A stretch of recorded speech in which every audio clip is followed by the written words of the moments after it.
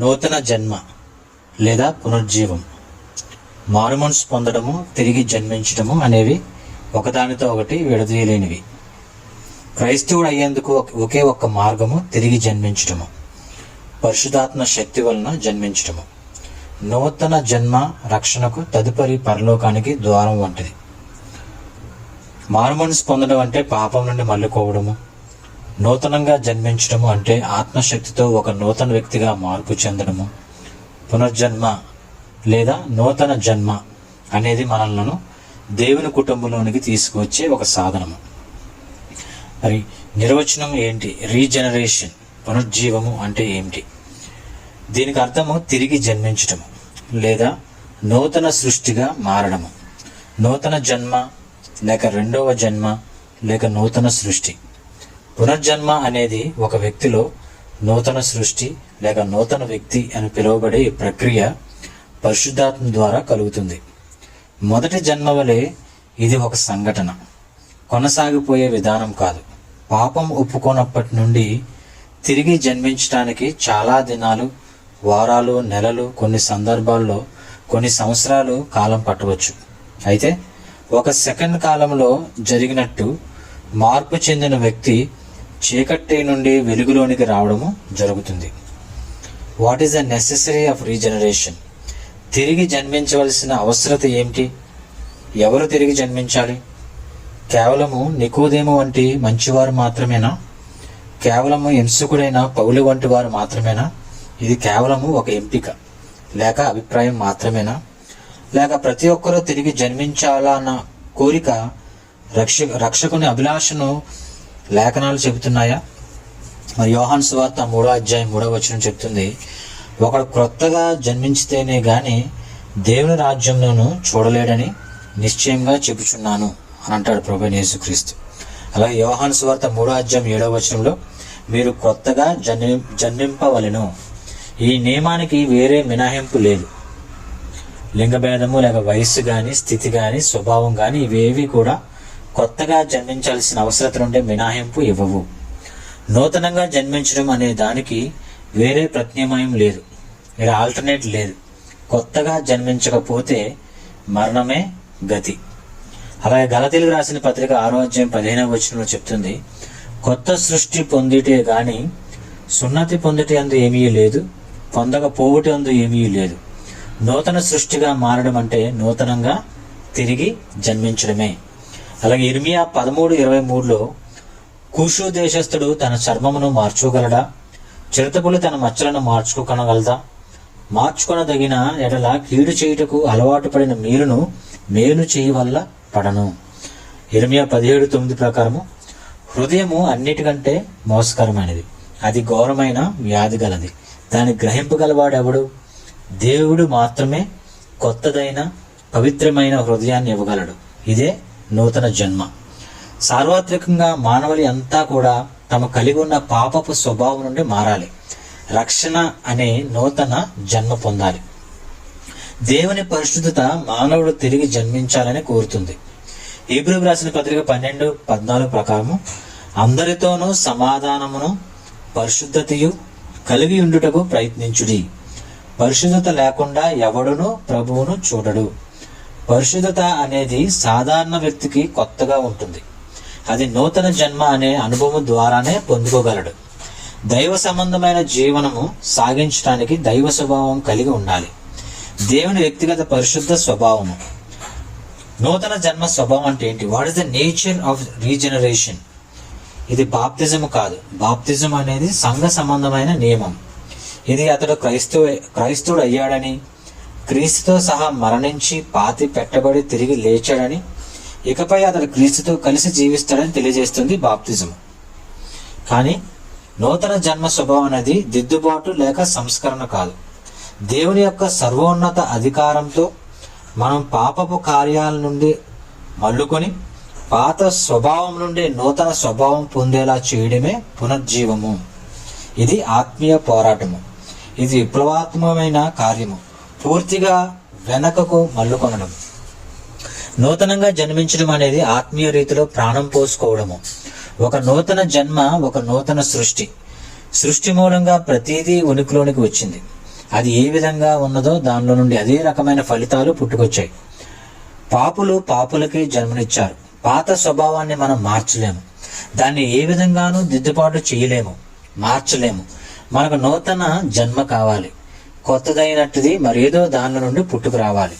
2 కొరింథీయులకు రాసిన పత్రిక 5వ అధ్యాయం 17వ వచనం ప్రకారము, కాగా ఎవడైనను క్రీస్తు యేసు నందున్న ఎడల వాడు నూతన సృష్టి, పాతవి గతించెను, ఇదిగో క్రొత్తవాయెను. ఎఫెసీయులకు రాసిన పత్రిక 2వ అధ్యాయం 1వ వచనం ప్రకారం, మీ అపరాధముల చేతను పాపముల చేతను మీరు చచ్చిన వారై ఉండగా ఆయన మిమ్మును క్రీస్తుతో కూడా బ్రతికించెను. మరణం నుండి జీవంలోనికి వెళ్ళే ఒక కార్యము. ఇది దిద్దుబాటు చర్య కాదు, ఇది ఒక ఆత్మీయ పునరుద్ధానము.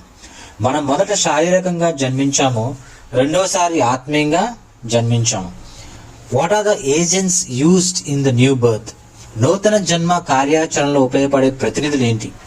దేవుని వాక్కు, అలాగే దేవుని ఆత్మ. దేవుని వాక్కు గురించి మనం యాకోబు పత్రిక 1వ అధ్యాయం 15వ వచనం చూస్తాం. తన సంకల్పం ప్రకారము సత్యవాక్యము వలన మనను కనెను. 1 పేతురు 1వ అధ్యాయం 23లో చూస్తాం. మీరు క్షయబీజం నుండి కాక శాశ్వతముగా జీవం గల దేవుని వాక్యము మూలంగా అక్షయ బీజం నుండి పుట్టి ఉన్నారు. అలా గలతీ 3:2 ప్రకారం ధర్మశాస్త్ర సంబంధమైన క్రియల వలన ఆత్మను పొందిదిరా, లేక విశ్వాసంతో వినడం వలన పొందిదిరా? విశ్వాసంతో ఆత్మలను రక్షించే దేవుణ్ణి వాక్కు వినడం వల్ల ఇది పునరుత్పత్తి అవుతుంది. దేవుని ఆత్మ, పరిశుద్ధాత్మ. యోహాను సువార్త 3వ అధ్యాయం 5వ వచనం ప్రకారం, ఒకడు నీతి మూలంగాను ఆత్మ మూలంగాను జన్మించితేనే తప్ప దేవుని రాజ్యంలో ప్రవేశింపడు. యోహాను సువార్త 3:6 ప్రకారం, శరీరం మూలంగా జన్మించినది శరీరమును, ఆత్మ మూలంగా జన్మించినది ఆత్మీయే ఉన్నది. ఆత్మీయ జీవితం పరిశుద్ధాత్మ మూలంగా కలుగుతుంది. యోహాను 3:8 ప్రకారం, ఆత్మ మూలంగా జన్మించిన ప్రతివాడును అలాగే ఉన్నాడు. పరిశుద్ధాత్మ పరిచర్య ఏమిటంటే మొదట పాపిని ఒప్పించేలా చేస్తుంది, తర్వాత మారుస్తుంది. ఇది దేవుని రాజ్యంలో ఒక పాపి ప్రవేశించగల అసలైన మార్గము. మరి what is the method of regeneration? నూతన జన్మ పొందే పద్ధతి ఏంటి? దేవుని పక్షంగా యోహాను 1వ అధ్యాయం 13వ వచనం చెప్తుంది, వారు దేవుని వలన పుట్టినవారే గాని రక్తం వలనైనను శరీరేచ్ఛల వలనైనను మనుష్యేచ్ఛల వలనైనను పుట్టినవారు కాదు. మనం దేవుని మూలంగా పుట్టిన వాళ్ళము. నూతన జన్మ అనేది దేవుని వైపు నుండి కలిగే నిర్మాణాత్మక కార్యము, మానవుని వలన కలిగే దిద్దుబాటు కార్యము కానే కాదు. ఇది మనుషులు ద్వారా జరిగేది కాదు, దేవుడు జరిగించే కార్యము. మరి మానవుడి పక్షంగా ఏంటి? మానవుడి పక్షంగా మనం ఆలోచిస్తే యోహాను సువార్త 1వ అధ్యాయం 12వ వచనం ప్రకారం, తాను ఎందరూ అంగీకరించిరో వారందరికీ, అనగా తన నామమందు విశ్వాసించిన వారికి దేవుని పిల్లలవుటకు ఆయన అధికారం అనుగ్రహించును. మానవుల పక్షంగా చేయాల్సింది ఏంటంటే యేసుక్రీస్తుని వ్యక్తిగత రక్షకునిగా నమ్మి ఆయనను అంగీకరించడమే. తిరిగి జన్మించడానికి ఆధారాలు ఏంటి? మనం ఇప్పుడు తిరిగి జన్మించాము, లేక మారు మనసు పొందాము, నూతన జన్మ పొందుకున్నాము అని మనకు తెలియాలంటే, ఇతరులు గమనించాలంటే దానికి ఆధారం ఏంటి? What is the evidence of regeneration? తిరిగి జన్మించిన వ్యక్తి నీతియుక్తమైన జీవితం గడుపుతాడు. 1 యోహాను 2:29 ప్రకారము, ఆయన నీతిమంతుడని మీరు ఎరిగి ఉన్న ఎడల నీతిని జరిగించే ప్రతివాడును ఆయన మూలంగా పుట్టి ఉన్నాడని ఎరుగుదుము. అలాగే రెండోది, తిరిగి జన్మించిన వ్యక్తి పాపభరిత జీవితము జీవించడు.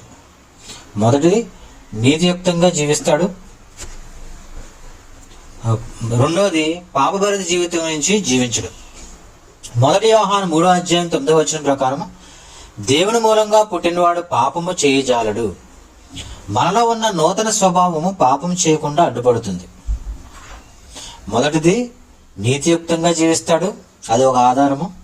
రెండోది పాపం నుంచి విడిపించబడి పాప జీవితము జీవించడు, రెండోది. మూడోది, తిరిగి జన్మించిన వ్యక్తి ఆజ్ఞలు నెరవేర్చడానికి ఇష్టపడతాడు.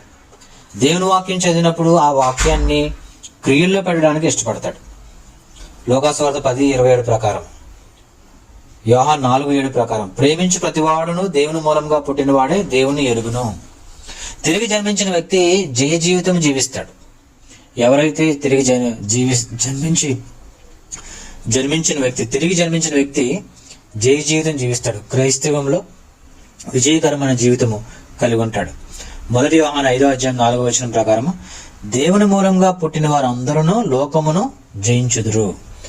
ఐదోదిగా, తిరిగి జన్మించిన వ్యక్తి యేసే క్రీస్తుని నమ్ముతాడు. 1 యోహాను 5:1 ప్రకారము, ఏసే క్రీస్తు అనియు నమ్ము ప్రతివాడును దేవుని మూలంగా పుట్టి ఉన్నాడు.